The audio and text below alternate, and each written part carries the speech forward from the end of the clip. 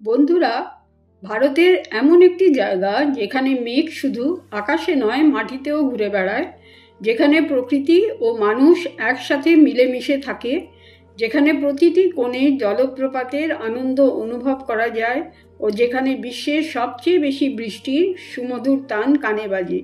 আজ আমি ভারতের সেই রাজ্য মেঘালয়ার সৌন্দর্য তোমাদের সাথে শেয়ার করব। আর এখানে বছরের যে কোনো সময় তোমরা যাও না কেন, প্রাকৃতিক সৌন্দর্য থেকে তোমরা বঞ্চিত থাকবে না। তাই অনুরোধ রইল, সম্পূর্ণ ভিডিওটা দেখো। আই এম শিওর তোমাদের খুব ভালো লাগবে। তাহলে চলো, এক্সপ্লোর উইথ কল্পনায় তোমাদের স্বাগত জানিয়ে আজকের ভিডিও শুরু করছি। মেঘালয় ভারতের উত্তর পূর্বাঞ্চলের এক অনিন্দ্য সুন্দর রাজ্য, যার আক্ষরিক অর্থ মেঘেদের আবাস। এর প্রাকৃতিক সৌন্দর্যের বৈশিষ্ট্য হল ঘন মেঘে ঢাকা পাহাড়, অসংখ্য ঝর্ণা, স্বচ্ছ জলের নদী, হ্রদ এবং সবুজ উপত্যকা। বাংলাদেশের সিলেট সীমান্তের কাছাকাছি হওয়ায় এই রাজ্যটি অনেক ভ্রমণ প্রেমীর কাছে প্রিয় গন্তব্য। মেঘালয়ের রাজধানী শহর হল শিলং, যা প্রাচ্যের স্কটল্যান্ড নামেও পরিচিত। রাজ্যটি মূলত একটি পাহাড়ি প্লেনল্যান্ড, যা প্রধানত তিনটি অংশে বিভক্ত: পূর্ব ও মধ্যভাগের খাসি ও জয়ন্তিয়া পাহাড় ও পশ্চিমের গারো পাহাড়। এর উত্তর ও পূর্ব দিকে আসাম ও দক্ষিণ ও পশ্চিমে বাংলাদেশ অবস্থিত। শিলং পিক হল রাজ্যের সর্বোচ্চ শৃঙ্গ, যার উচ্চতা প্রায় 1965 মিটার। 1970 সালের আগে মেঘালয় অবিভক্ত আসাম রাজ্যের অংশ ছিল। 1972 সালের 21শে জানুয়ারি মেঘালয় পূর্ণ রাজ্যের মর্যাদা লাভ করে। রাজ্যের সরকারি ভাষা হলো ইংলিশ। এছাড়াও খাসি ও গারো সহযোগী ভাষা হিসেবে মর্যাদা পেয়েছে। মেঘালয়ের অসংখ্য জলপ্রপাতের মধ্যে অন্যতম নোকালিকাই ফলস খুব বিখ্যাত। এছাড়াও এখানকার ঘন বনভূমি এবং সমৃদ্ধ জীববৈচিত্র্য পর্যটকদের কাছে বিশেষ আকর্ষণীয়। বন্ধুরা, তোমাদের জানিয়ে রাখি, মেঘালয়ের বনাঞ্চলকে এশিয়ার সবচেয়ে রিচ বোটানিক্যাল আবাসস্থল হিসেবে বিবেচনা করা হয়। এই বনগুলি প্রচুর বৃষ্টিপাত পাওয়ার কারণ বিভিন্ন ধরনের ফুল ও প্রাণী জগতের জীববৈচিত্র্যকে সমর্থন করে। রাজ্যটির বনাঞ্চলের একটি ছোট অংশ সেক্রেড গ্রোভস অর্থাৎ পবিত্র উদ্যান নামে পরিচিত। These are protected forests revered by local communities due to their spiritual significance and biodiversity conservation. মেঘালয়ের রন্ধন প্রণালী বিভিন্ন ধরনের মাংসের জন্য পরিচিত, যার মধ্যে রয়েছে চিকেন, পর্ক, ফিশ ও ডিয়ার অর্থাৎ হরিণ, বুনো শুয়োর এবং ছোট প্রাণীর মতো বন্য প্রাণী। এখানকার কিছু জনপ্রিয় খাবারের মধ্যে রয়েছে জাদো, যেটা ভাত ও পর্ক দিয়ে তৈরি একটি ঐতিহ্যবাহী খাবার; দো নেই ইয়াং, বাঁশের ডাল দিয়ে ধূমপান করা পর্কের মাংস এবং ঐতিহ্যবাহী স্টু। মেঘালয়ের তুরা জেলায় Tura is the district headquarters of west Garo hills district, একটি লেবু জাতীয় দেশীয় উদ্ভিদ যার নাম হল সো ফো খাসি মেঘালয়ের কৃষি বিভাগের তালিকাভুক্ত। স্কোয়াশ, জ্যাম ও আচার তৈরি হয় এই ফল থেকে। এবার মেঘালয়ার উল্লেখযোগ্য পর্যটন স্থানগুলি, যা পর্যটকদের কাছে খুব প্রিয়, তোমাদের জানাবো। চলো তাহলে মেঘালয়ার ক্যাপিটাল শিলং দিয়ে শুরু করি। শিলং সম্বন্ধে আমি কিছুটা শুরুতেই তোমাদের জানিয়েছি। এবার তোমাদের এই শহরের উল্লেখযোগ্য জায়গা সম্বন্ধে ছোট করে বলবো।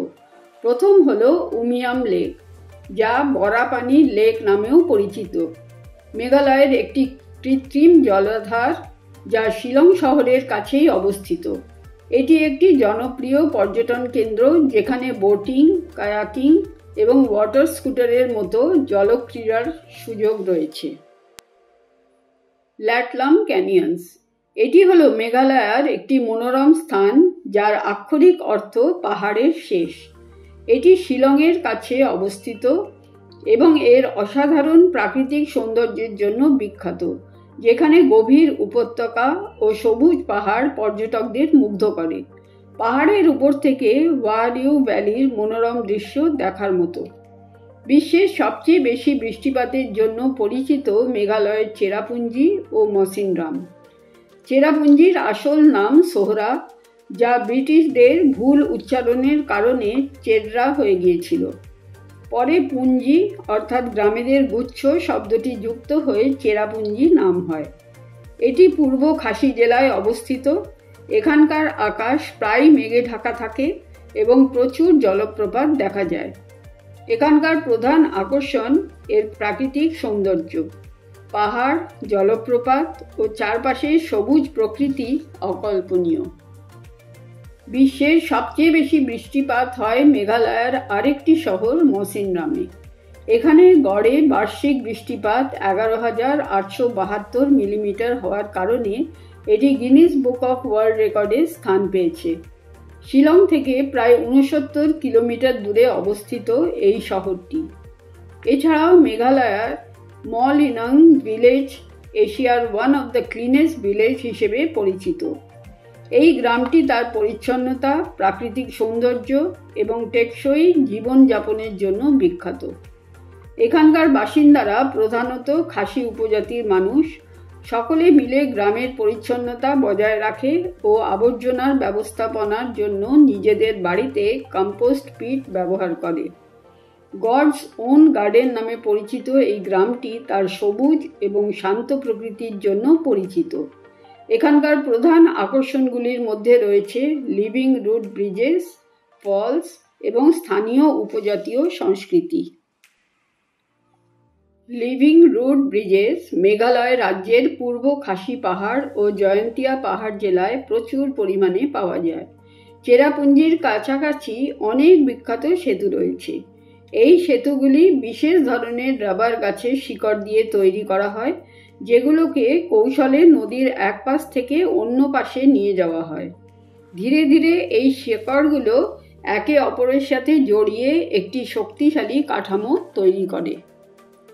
সেতুটি একবার তৈরি হয়ে গেলে সময়ের সাথে সাথে শিকড় বাড়তে থাকায় এটি আরও শক্তিশালী হয়। কিছু সেতু 500 বছর পর্যন্ত টিকে থাকে।